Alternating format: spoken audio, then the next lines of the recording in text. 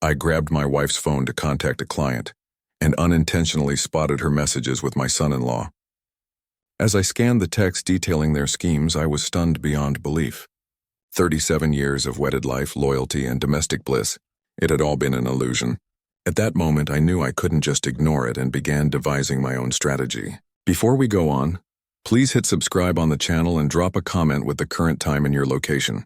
The charging cable sprawled across the floor like a lifeless serpent. My fingers trembled while I rummaged through each drawer and pocket, aware that in just 15 minutes the most crucial deal of my professional life would vanish. "Morris, what's the matter?" Martha stood in the doorway holding a dishcloth. "Phone's battery is drained and I can't locate the charger anywhere." I yanked pillows off the sofa, flinging them away. Johnson's set to ring at 8 on the dot regarding the Madison Avenue listing. Without a second thought, she offered her device. "Take mine, dear. The passcode is your birth date."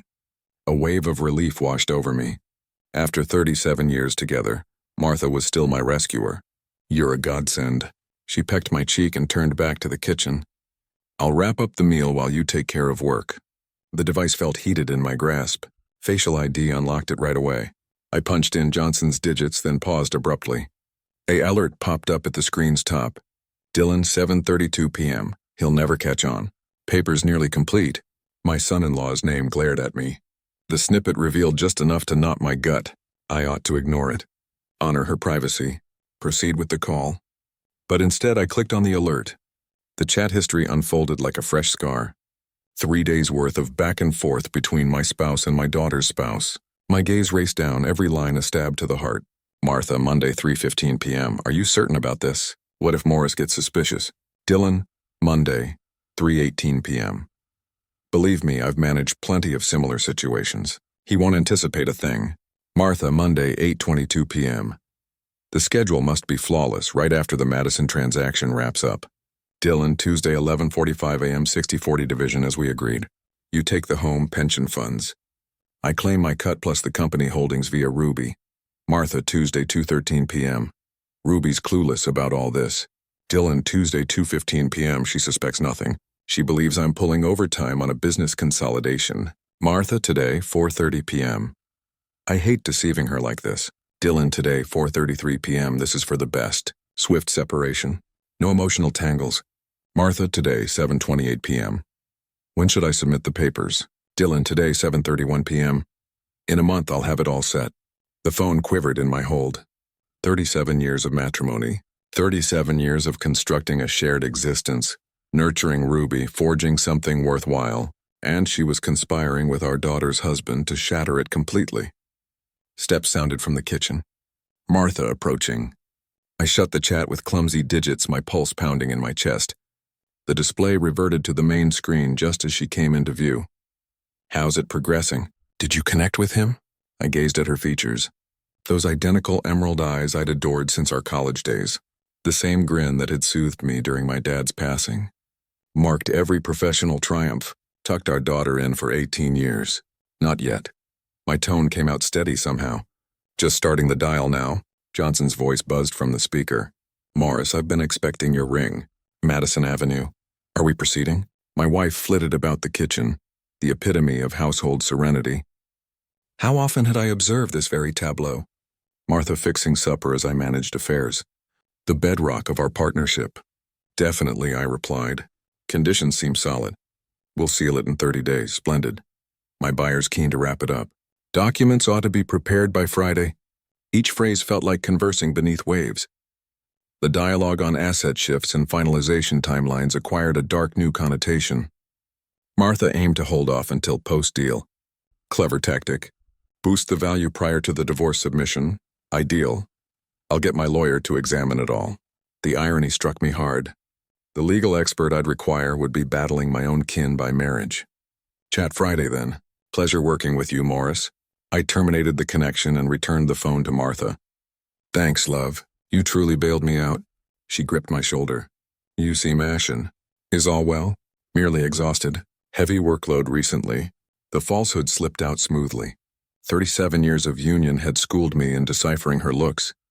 Yet evidently I'd overlooked the critical ones. We shifted to the dining area. Martha had arranged the table with our fine porcelain, a wedding present from her mom. Crystal goblets reflected the chandelier's glow. All impeccable, lovely, deceptive. "So how went your day?" I inquired, slicing into the pot roast uneventful. "Ran some errands." "Phoned my sister." Yet another untruth. I caught myself analyzing her expression, hunting for clues I'd ignored previously. The brief hesitation before naming her sibling. The manner she avoided direct eye contact when recounting her day. How frequently had she fabricated tales about seeing her sister? Those weekend outings that grew more common last month. The yoga sessions that ran overtime without the post-workout flush. Fresh accessories from bargain bins that appeared pricey to my experienced gaze. "Ruby rang this afternoon," Martha went on. "Sean's tackling a major corporate matter. Extended hours." My utensil halted midair. "Oh, what sort of matter?" She didn't specify. "You know attorneys and their secrecy on client matters." I bobbed my head, feigning the supportive in-laws rage simmered inside. Dylan wasn't handling a corporate issue. He was engineering the ruin of my household, exploiting my daughter as camouflage. Martha extended her arm over the table and brushed my hand. "You're subdued this evening." Her band gleamed in the light, the very ring I'd slipped on her finger in 1908. We'd vowed to love, respect, treasure, until death parted us. Not until avarice did. "Just pondering the Madison venture," I stated. "Major chance. I'm so proud of you. 63 years old and still landing the largest deals of your path." The compliment burned like venom. She admired my achievements because it equaled more funds for her to pilfer. That night I reclined in bed hearing Martha's even respiration next to me. 37 years of occupying this mattress, this space, this existence. In the shadows, fragments aligned. Chilly embraces that had turned into obligatory brushes. Calls that cut off upon my arrival. Sudden curiosity in our fiscal papers and retirement strategies. The indicators had existed. I'd been overly credulous, too absorbed in career, too settled in my presumptions. But now I was aware and I required a partner. 2 weeks of restless evenings had afforded me opportunity to scheme. The Central Park Eatery was sparsely populated on a Wednesday afternoon. Midday patrons largely departed. I'd selected a secluded booth against the wall, unobstructed sight of the door. Ruby entered precisely at one order, her educator's timeliness evident. She noticed me at once and beamed, the identical radiant look she'd had as a child. "Dad, wonderful to see you." She settled into the seat opposite. "It's been ages since we lunched." "Ages," I concurred, attempting to echo her zeal while my insides twisted. The server noted our choices. Ruby prattled about her pupils, a tough parent meeting, holiday plans for winter, standard filial talk. I allowed her to continue, examining her features for any hint she knew of Dylan's treachery. Zero. Utter naivety. "Ruby, has Dylan seemed off lately?" Her utensil hovered above her greens. "Off in what way?" "More overtime, guarded about his work. He's on a significant project. Claims it's business-related. Highly restricted," she dismissed. "You understand lawyers and their privacy oaths." The identical tale Martha had served me. My son-in-law was meticulous. Credit where due. "Darling, what I'm going to reveal will alter it all." I retrieved my phone. "I need your full faith in me." Her grin waned. "Dad, you're frightening me." That evening I used Mom's device for the Johnson discussion. I glimpsed something unintended. I displayed Dylan's texts, observed her expression shift from bewilderment to incredulity to resolve. "This isn't possible." Her tone was a mere murmur. "Mom wouldn't, and Dylan."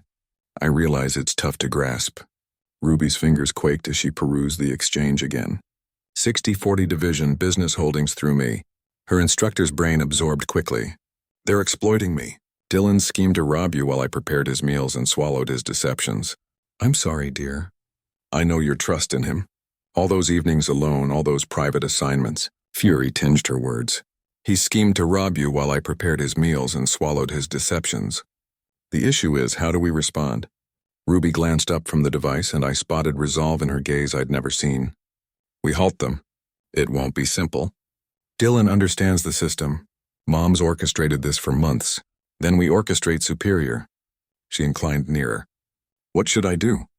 "Watch Dylan without tipping him off. Record whatever possible. I require proof past these texts. And Mom, I'll manage your mother. But Ruby, this remains between us. No others involved." She assented resolutely. "When do we begin?" "You began when you trusted me over shielding them." Ruby extended across and clasped my hand. Sorry, Dad, for their actions. For what, Dylan? Her voice faltered. I wed him thinking he was principled. You couldn't foresee.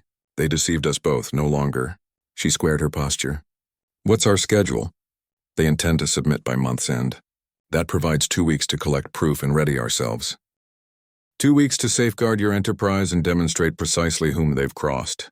I grinned at my daughter, sensing real affection for the first time since that awful evening. Ruby, understand this. No matter what transpires with your mom and me, you're my greatest achievement. Tears glistened in her eyes, yet her tone held firm. We'll triumph, Dad. They chose the incorrect clan to deceive. She departed first. School obligations await. I observed her depart, posture erect and resolute. My child had matured into a powerful individual. Now I had to uncover the full extent of this disloyalty. A week on, I occupied the stark quarters of Chen Investigations, calling cards strewn over Thomas Chen's wooden desk. The detective reviewed my case details with clinical impartiality. Cheating probes demand endurance, Mr. Burke. Chen's digits drummed on a file. Your spouse seems assured in her ruse. That often leads to slips. I need visual proof, thorough records. I leaned in. Cost is irrelevant. Noted. From these billing statements, she prefers spots in Manhattan. The Plaza Hotel shows up often. My gut tightened. How often? Bi-weekly for the last 2 months.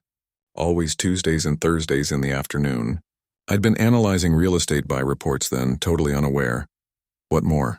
Chen extracted cost analyses, high-end spa sessions, accessory buys, eatery bills for pairs at cozy spots. He halted. Mr. Burke, are you ready for potential findings?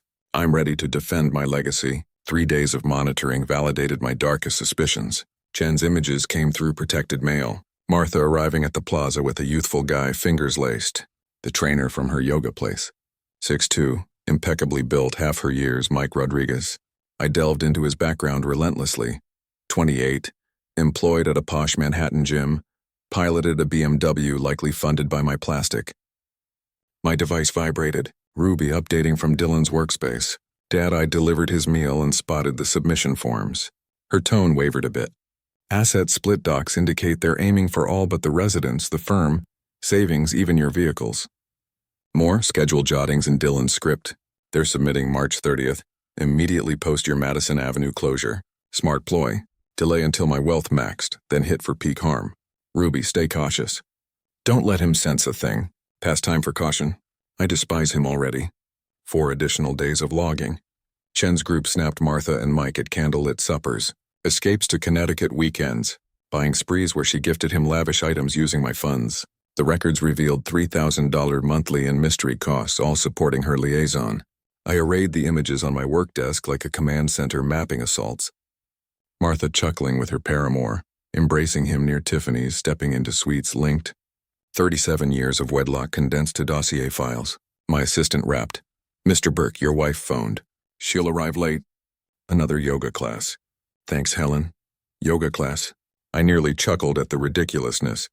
Martha was likely arranging her upcoming tryst as I compiled her infidelities here. But information was leverage, and leverage was essential to crush them. Chen presented the concluding watch report in person. All you asked for, Mr. Burke, dates, sites, money trails. Your counsel will possess court-ready material. I secured the proof in my office vault and dialed Ruby. Time for a follow-up. Central Park, identical spot. What have you uncovered? Beyond expectations. Sunday afternoon carried overcast March skies and the burden of hidden truths. I got to the park seat 15 minutes ahead, files stowed under my jacket. Ruby emerged over the grass, striding with intent, her educator's satchel on her arm. Dad. She hugged me and I sensed her strain. This seems like plotting combat because that's precisely it. We sat on the bench. Families wandered by. Kids giggling, pairs clasping hands. Ordinary folks leading truthful existences. Oblivious that 2 kin were engineering their family's downfall. What did you learn on Dylan?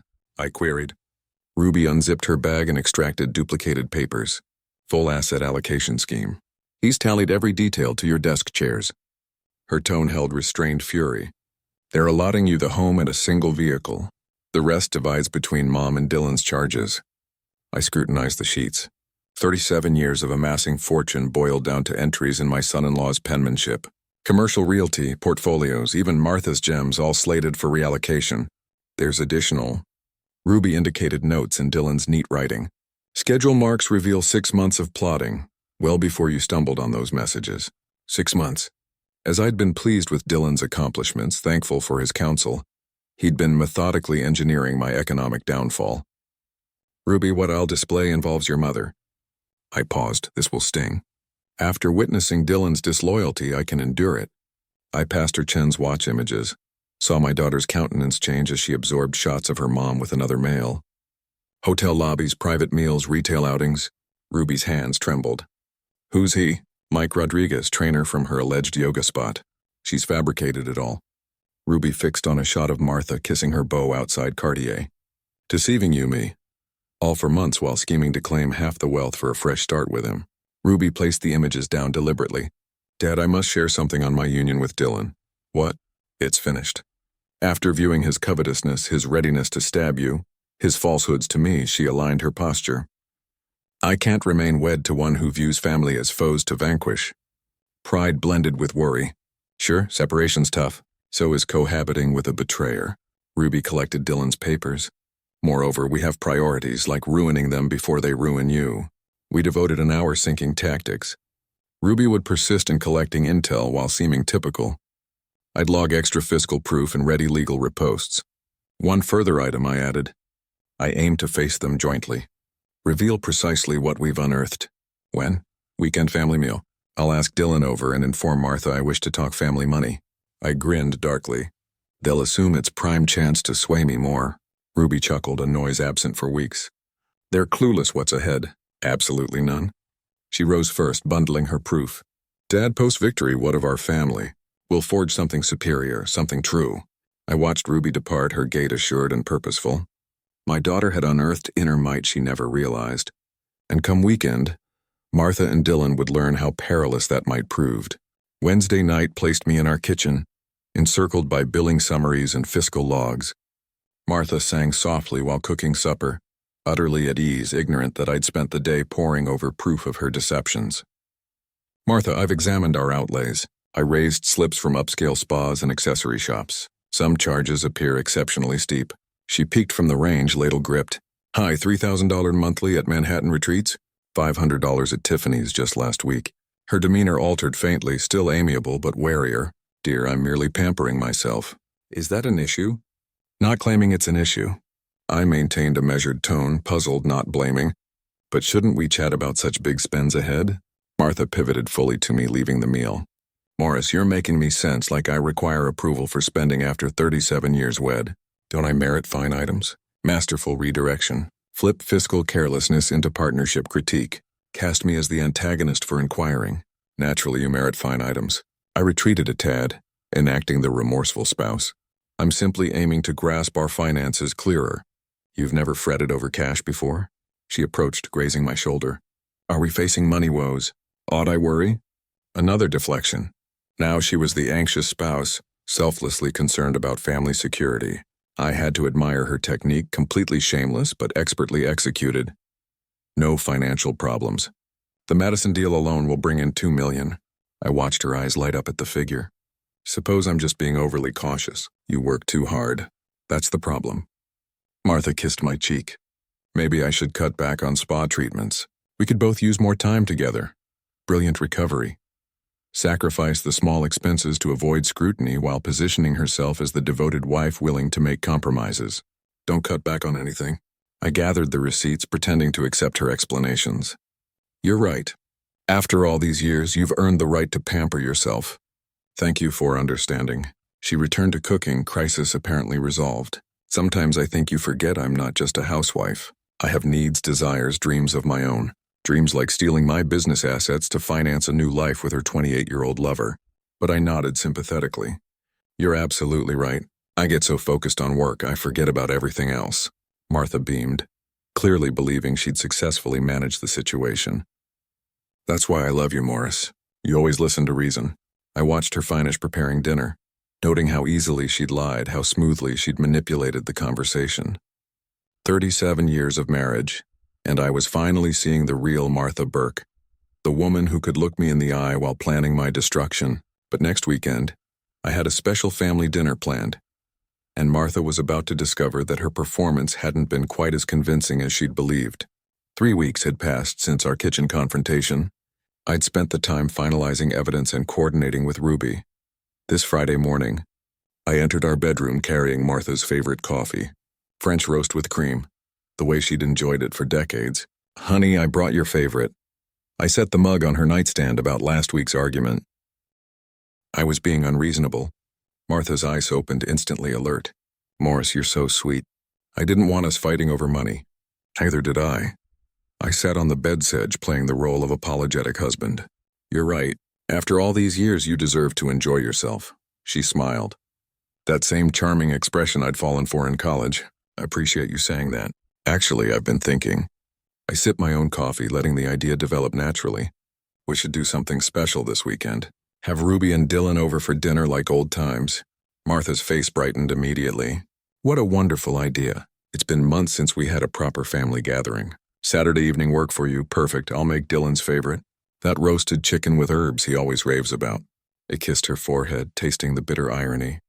"You're the best wife a man could ask for." After Martha headed to the bathroom for her morning routine, I called Ruby from my study. "Sweetheart, dinner tomorrow night, 7. Are you ready for this?" Ruby's voice carried nervous determination. "As ready as I'll ever be." "Do you have everything we need? Complete documentation, photos, financial records, Dylan's legal papers, everything. And Mom still doesn't suspect anything. She thinks she's won our little financial disagreement. Completely confident." "What about Dylan?" "That's my next call. He'll be thrilled to come." 20 minutes later, I dialed my son-in-law's office number.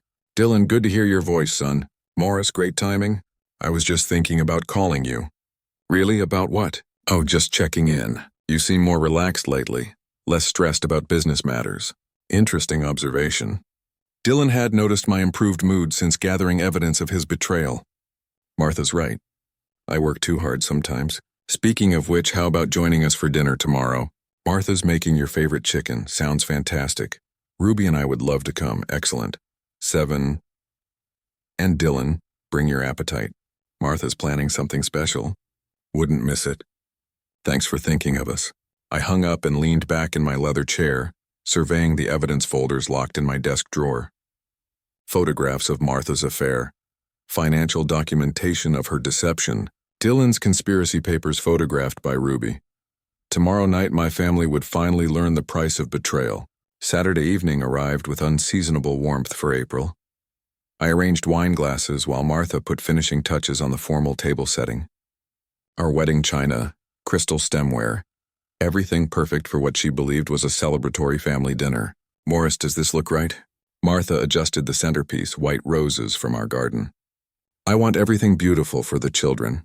"Absolutely perfect." I opened a bottle of our best Cabernet. "This calls for celebration." The doorbell chimed at exactly 7, Ruby's punctuality inherited from me. "They're here." Martha practically bounced toward the entrance, genuinely excited about hosting family. I followed, watching my daughter embrace her mother while Dylan shook my hand with characteristic confidence. Both looked relaxed, unsuspecting, Ruby performing her role flawlessly. "Something smells incredible," Dylan said, loosening his tie. "Martha, you've outdone yourself again. Just your favorite chicken with those herbs you love." Martha beamed under the praise. "Come, let's sit." Morris opened our best wine. We settled around the dining table, warm light casting false intimacy over the scene. Martha served generous portions while I played gracious host, filling wine glasses and proposing toast. To family I raised my glass. To the bonds that hold us together. To family, everyone echoed, crystal chiming against crystal. Dylan cut into his chicken enthusiastically. "Martha, this is restaurant quality. You should start a catering business." "Oh, you flatter me too much." "No, I'm serious. You have real talent for hospitality." Ruby smiled at her mother, then caught my eye across the table. The slightest nod, she was ready. "So Dylan, how are things at the firm?" I asked casually.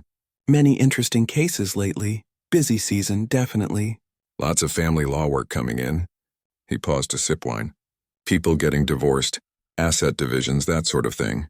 Must be challenging work, all those emotional situations. You learn to stay objective. Focus on the legal aspects rather than personal drama." Martha nodded approvingly. Dylan's so professional. Always puts clients first. Family comes first for me, Dylan corrected, reaching for Ruby's hand. Everything I do is about building our future together. Ruby's smile remained perfectly in place, though I noticed her grip tighten on her wine glass. More wine, anyone? I stood, refilling glasses around the table. We're celebrating tonight. No reason to hold back. What exactly are we celebrating? Martha asked. Family loyalty, I said, settling back into my chair. Trust. The things that really matter in life. Dylan raised his glass again. To loyalty and trust. We drank, and I excused myself from the table. I'll get dessert ready. Instead of heading to the kitchen, I walked to my study and retrieved the evidence folders from my desk drawer. 5 manila envelopes, each labeled and organized. The complete documentation of betrayal. Time to serve the real dessert. I returned to the dining room carrying folders instead of dessert plates. Martha looked up with confusion as I placed one envelope in front of each person, keeping 2 for myself. What's this, Morris? Martha's voice carried the first note of uncertainty I'd heard in months. Where's dessert? I've prepared something more interesting than dessert. I remained standing, positioning myself where I could see everyone's reactions. Evidence? Dylan frowned at his folder. Evidence of what? Your conspiracy to steal my business assets and destroy our family. I opened Martha's folder first, spreading surveillance photographs across the table like a dealer revealing cards. Martha and Mike entering the Plaza Hotel, intimate dinners at romantic restaurants, shopping expeditions where she bought him expensive gifts. Martha's face went white. Where did you get these? Professional investigators. Very thorough ones. I turned to Dylan's folder. Your turn, son. Ruby reached across and opened Dylan's envelope herself, revealing photocopied legal documents, asset division plans, timeline schedules, financial projections showing his expected percentage from the conspiracy. How did you? Dylan's voice trailed off as understanding dawned. Ruby photographed these during her visit to your office last month. I smiled at my daughter. She's been quite helpful. Dylan turned to his wife in shock. Ruby, you knew about this? I knew about your greed. Ruby's voice carried steel I'd never heard before. Your willingness to betray my father while pretending to love our family. You don't understand the legal complexities. I understand you plan to steal everything he's worked for while lying to my face every single day. Martha had been examining the affair photographs with growing panic. Morris, I can explain about Mike, no need for explanations. I opened my second folder, revealing financial documentation, $3,000 monthly financing your affair, hotel bills, restaurant charges, expensive gifts for your boy toy, all funded by my business success. It's not what it looks like. It's exactly what it looks like. A conspiracy between my wife and son-in-law to destroy my life and steal me assets.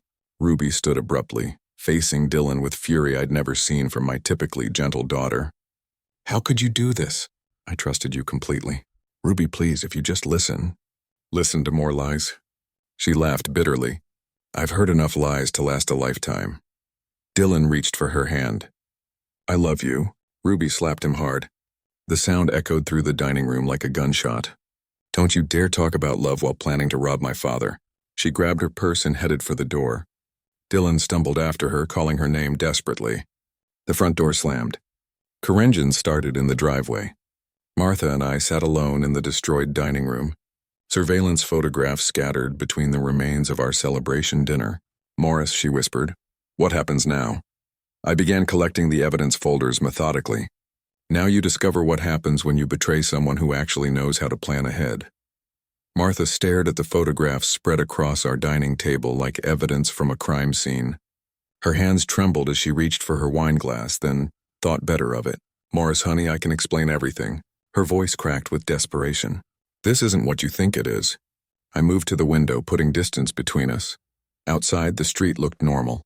Suburban houses with warm lights. Families living honest lives. Martha, I've seen enough. Photographs don't lie. But I love you, she stood, reaching toward me.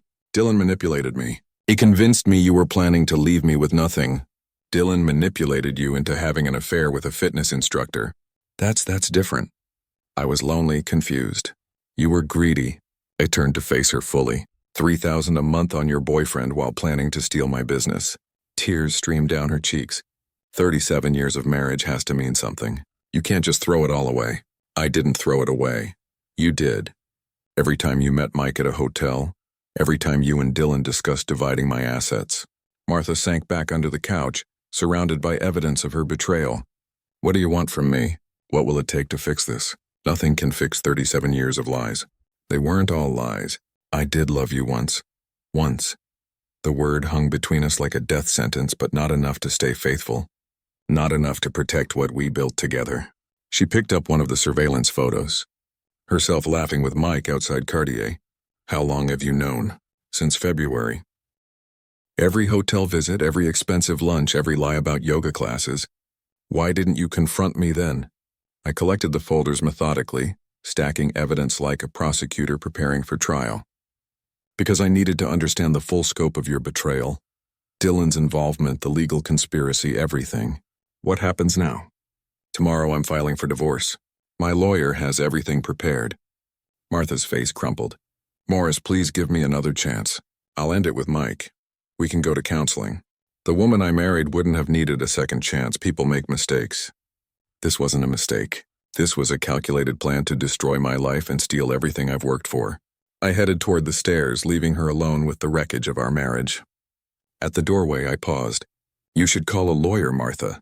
You're going to need one. Upstairs, I could hear her sobbing in the dining room. 37 years of marriage, reduced to evidence folders and legal proceedings. But justice, I'd learned, wasn't always pretty. Sometimes it was just necessary. Monday morning found me in the elevator ascending to the 42nd floor of Williams & Associates. The mahogany briefcase beside me contained every piece of evidence that would secure my victory.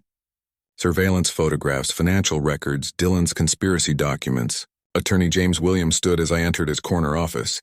Diplomas lined the walls between floor-to-ceiling law books, creating an atmosphere of professional authority.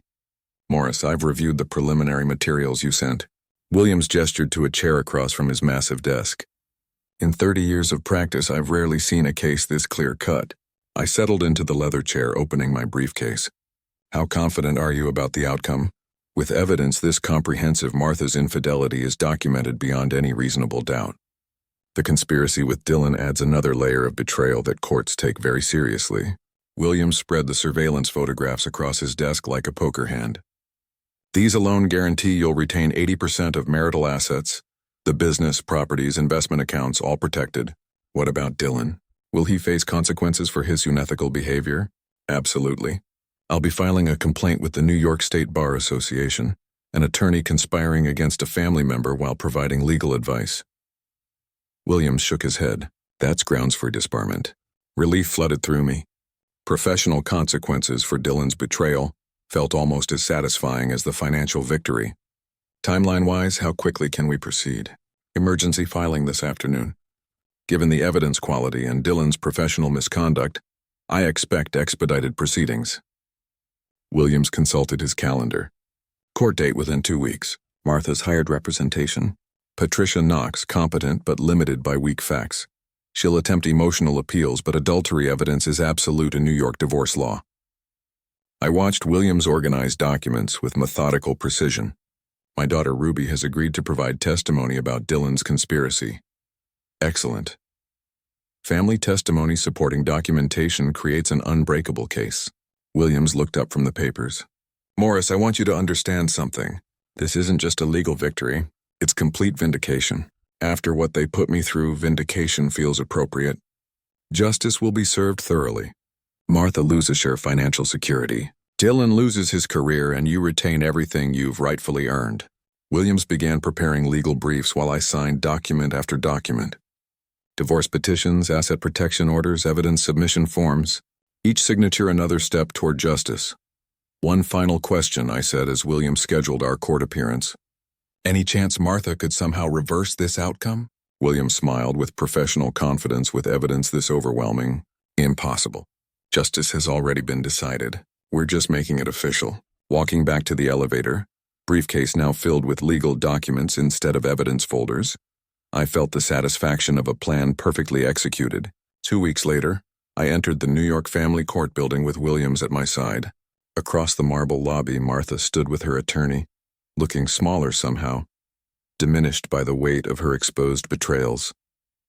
Courtroom 314, Williams murmured, guiding me toward the elevators.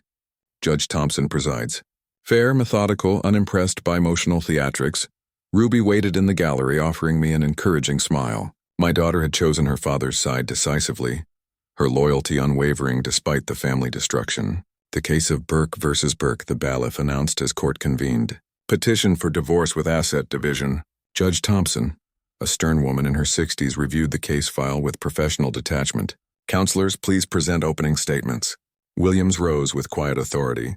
Your Honor, we have irrefutable documentation of adultery and conspiracy. The defendant conducted a prolonged affair while plotting with counsel to defraud the plaintiff of marital assets. Martha's lawyer, Patricia Knox, attempted damage control. Your Honor, this case involves complex emotional factors. My client seeks fair division considering 37 years of marriage. Evidence presentation. Judge Thompson directed. Williams displayed the surveillance photographs on courtroom monitors. Martha entering hotels with Mike Rodriguez, intimate restaurant meetings, shopping expeditions for expensive gifts. Each image struck like a judicial hammer. Financial documentation shows systematic deception. Williams continued, presenting credit card statements and spa receipts. 3,000 monthly financing defendant's affair hidden from plaintiff for 6 months. Knox tried deflection. Your Honor, marital difficulties often lead to poor judgment. This evidence suggests calculated deception rather than poor judgment. Judge Thompson interrupted, studying Dillon's conspiracy documents. Attorney Grant's involvement adds professional misconduct to personal betrayal. Martha attempted to speak. Your Honor, I can explain. Mrs. Burke, you'll have opportunity for testimony if your counsel calls you as a witness. But Knox wisely declined. No testimony could overcome photographic evidence and financial documentation. Judge Thompson deliberated for exactly 12 minutes. Evidence clearly establishes adultery and conspiracy to defraud. Asset division will reflect defendants' betrayal of marital trust. The gavel fell with finality. 80-20 division favoring plaintiff. Business assets, properties, and retirement accounts remain with Mr. Burke. Defendant receives minimal spousal support. Williams squeezed my shoulder as the courtroom erupted in quiet satisfaction. Ruby approached from the gallery, tears of relief in her eyes.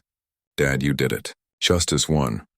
Outside the courthouse, Manhattan bustled with normal life while my world had been permanently restored. Martha emerged separately, walking alone toward an uncertain future. 37 years, I murmured to Ruby as we descended the courthouse steps. But the last 6 months showed who people really are, she replied.